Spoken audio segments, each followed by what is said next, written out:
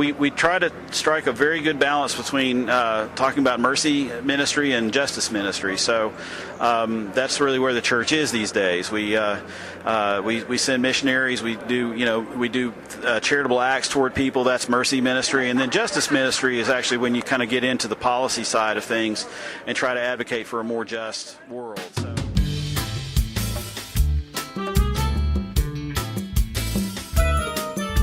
Hello, this is Pastor Terry Goodman, and I want to welcome you to the Wesleyan Connection. This podcast is primarily for the clergy and laity of the Holston Annual Conference.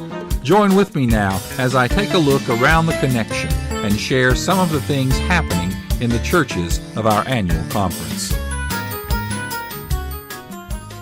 Good morning. Welcome to episode number 86 of the Wesleyan Connection.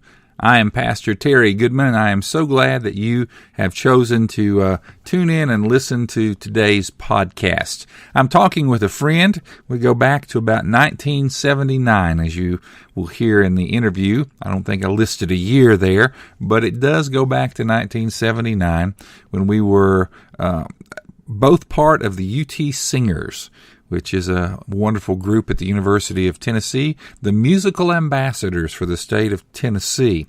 And so we had some relationship back then. I don't think that either of us were planning to go into the ministry at that time.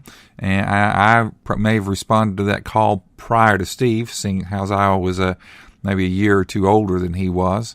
But we both felt the call, responded to that call, and took off on the path of ministry that we are on today. Steve served for many years in a local church. Then he sort of began a independent, I'm not sure if he would have considered it a ministry or not, but he began producing videos and other kinds of documentary type of programs. And then a few years back, he responded to a job opening, I guess might be one way to put it, at the National Council of Churches, and that's where he is currently serving in a ministry beyond the local church or an extension ministry.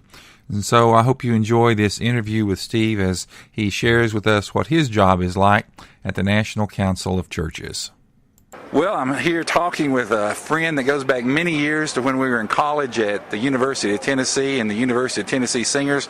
Steve, you played the bass, didn't you? I did. He played bass for the group, and I was one of the singers that probably shouldn't have been in there based on the quality of the others that were in there. You were in the band crew, so that's you were a part of the real rabble that was part of the group. So that was the good stuff. It was a fun time, let's just put it that way. Steve, for many years, was a pastor here in the Holston Annual Conference. I guess, what's the technical term? What's the term we use when you go beyond the local church to something else? It's an appointment beyond the local church. Very good. Yeah, Extension Ministries. So I just got back from the Extension Ministries breakfast. So what exactly do? You work with the National Council of Churches? Yeah, I'm in communications and development, which is kind of a hybrid position. So I do communications most of the time. That's the urgent stuff. And then long term, I try to raise money for the National Council. So I work in D.C. and have an office on the Hill and get to be front row seat to all the excitement. For those that don't follow on Facebook, he was recently seen photobombing Wolf Blitzer there on the Hill somewhere.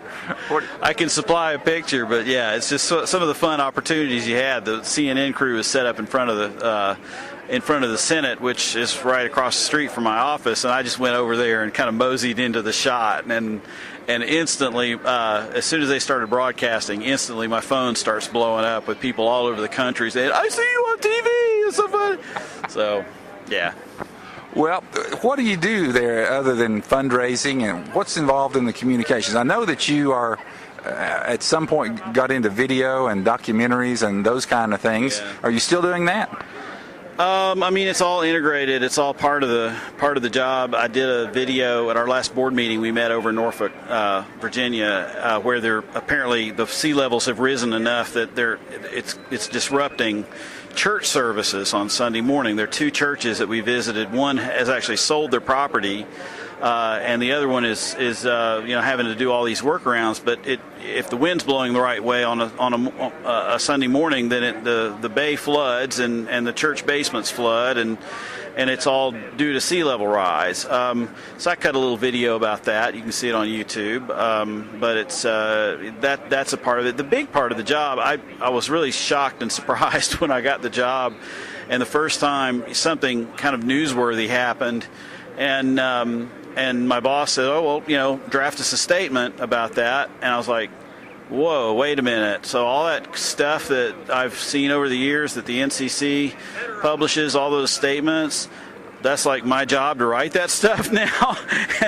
and it really blew me away, and it still blows me away. But I spend a lot of time, anytime there's something, I'll turn on the news and I'll see that there's been a bombing in Baghdad, or there's been a shooting somewhere here in the U.S. or something like that. I'll just have to say, I guess I'll be drafting a statement tomorrow morning, and we have a process that we go through, and it's it's kind of streamlined, and then we crank them out and we say stuff. That's pretty much what my job is.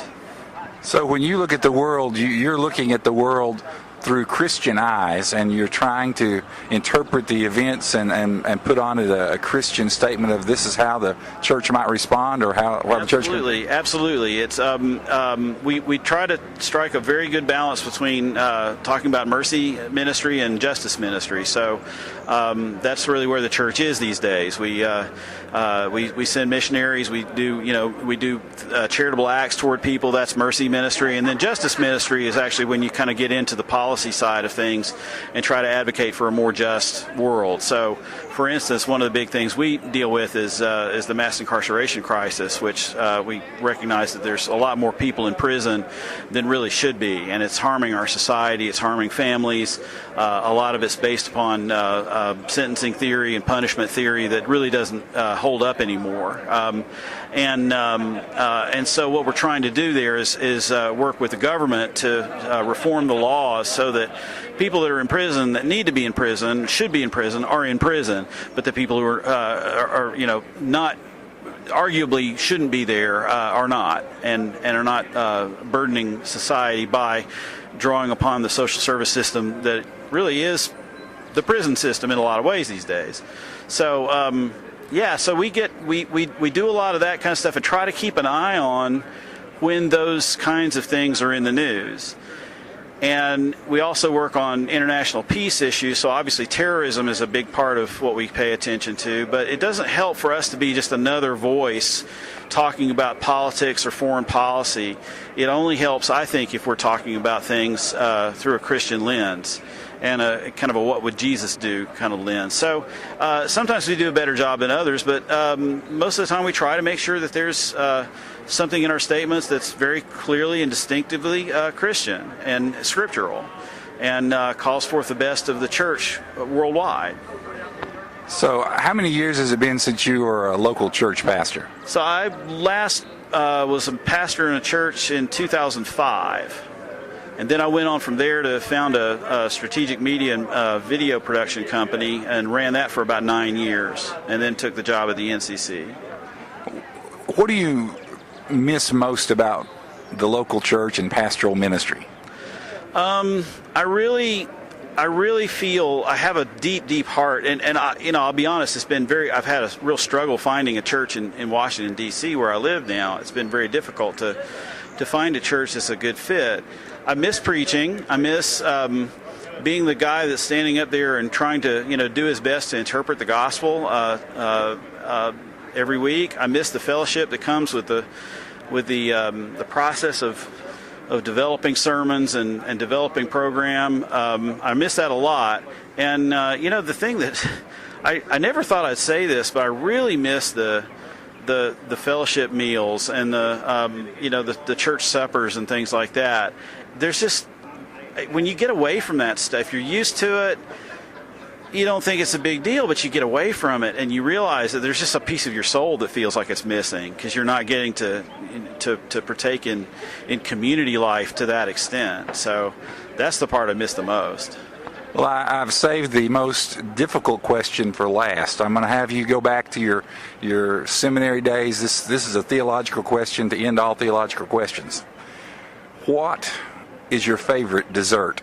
My favorite dessert, I really like anything with chocolate. I'm usually kind of biased toward chocolate. If we're keeping this within the Christian context and within the gospel frame, I'd say banana pudding because it's usually a staple at most church dinners. So I would have to say something along the lines of banana pudding, but I drift to anything chocolate too. Steve, thank you very much, and I wish the best for you and your ministry with the National Council of Churches. My pleasure, and it's really nice to have a chance to chat. Thanks. This is Pastor Goodman. Thanks for listening to this edition of the Wesleyan Connection. Be sure to check back often for more podcasts.